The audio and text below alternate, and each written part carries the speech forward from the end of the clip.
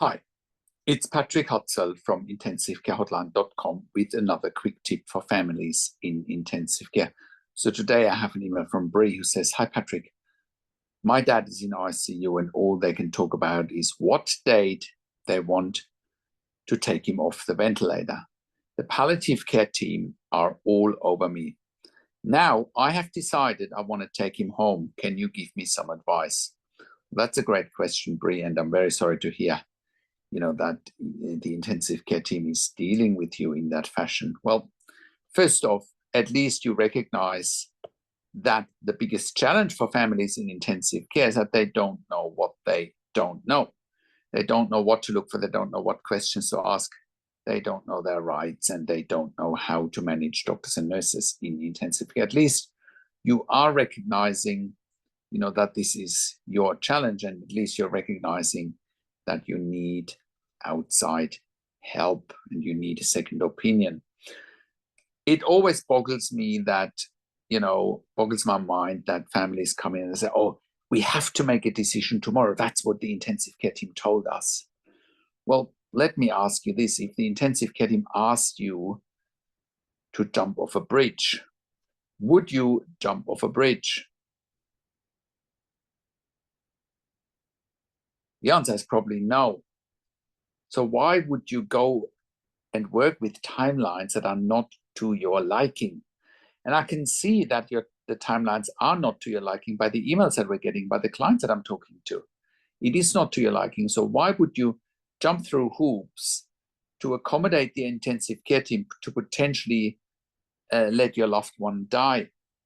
It also boggles my mind that after having done so many videos here, hundreds, potentially thousands of them, that people still don't follow the advice here, even though we have proven strategies, we have saved lives, and people just brush it off and scare, "Oh, well, the intensive care told me I have to do this and I have to do that."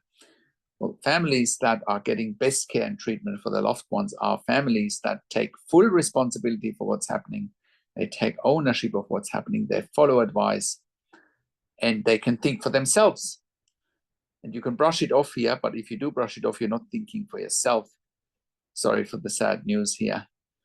But you have to look yourself in the eye, and you have to take responsibility for everything that's happening. That is the real sign of maturity, right? In any case, you never work with intensive care team timelines. You work with your timelines and your timelines only, right? Palliative care wants to talk to you, just brush them off. If ICU says jump or palliative care says jump, you mustn't ask how high. You should then ask jump and work with what you want.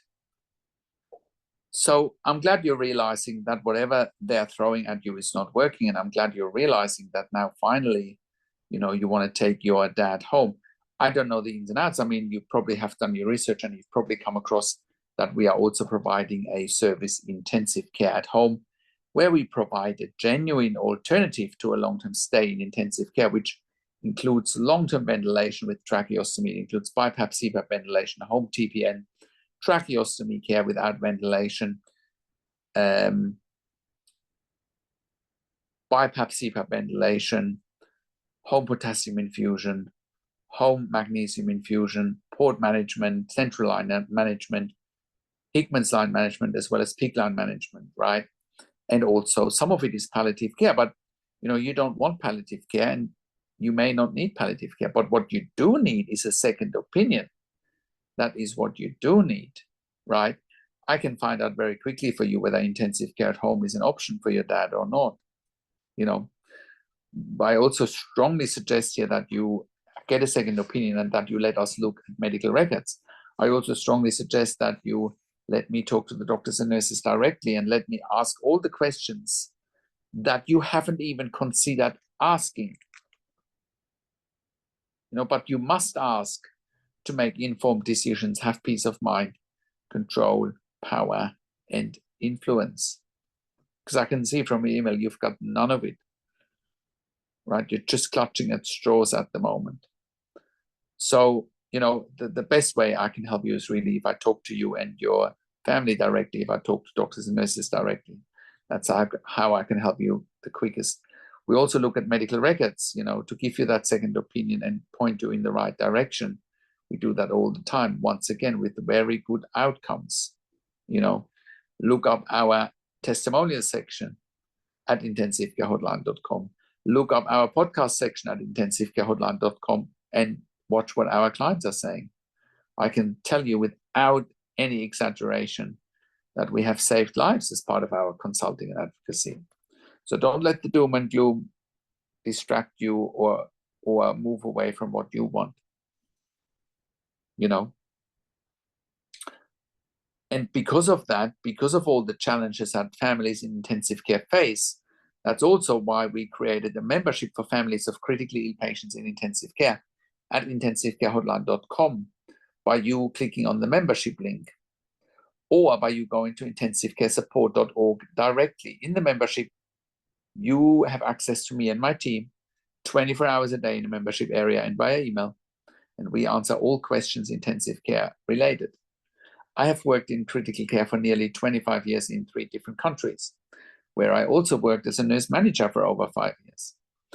I have also, you know, talked to thousands of families in intensive care all over the world here at intensivecarehotline.com. We have helped families in intensive care here at intensivecarehotline.com all over the world since 2013. And once again, I can say without any hint of exaggeration that we have saved lives. Look up our testimonial section and our podcast at intensivecarehotline.com. In the membership, you also have access to 21 ebooks, 21 videos that are specifically designed for families in intensive care with tools, tips, strategies. All your questions will be answered there. But obviously, you can also email us with your questions. I also offer one-on-one consulting and advocacy over the phone, Skype, Zoom, WhatsApp, whichever medium works best for you, for families of critically ill patients in intensive care. I talk to you and your families. I talk to doctors and nurses directly. Once again, I ask all the questions that you haven't even considered asking, but must be asked when you have a loved one critically ill in intensive care, so that you can make informed decisions, have peace of mind, control, power, and influence. Now, I also represent you in family meetings with intensive care teams, right?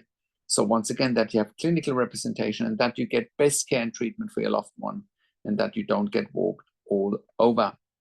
We also offer medical record reviews in real time so that you can have a second opinion in real time. We also offer medical record reviews after intensive care if you have unanswered questions, if you need closure, or if you are suspecting medical negligence. And all of that you get at intensivecarehotline.com, and or send us an email to support at intensivecarehotline.com, but otherwise call us on one of the numbers on the top of our website at intensivecarehotline.com. Also, if you like my videos, subscribe to my YouTube channel for regular updates for families in intensive care. Click the like button, click the notification bell, comment below what you want to see next, what questions and insights you have. Share the video with your friends and families. Thank you so much for watching. And comment below what you want to see next or what questions and insights you have. Thanks for watching. This is Patrick Hutzel from intensivecarehotline.com, and I will talk to you in a few days. Take care for now.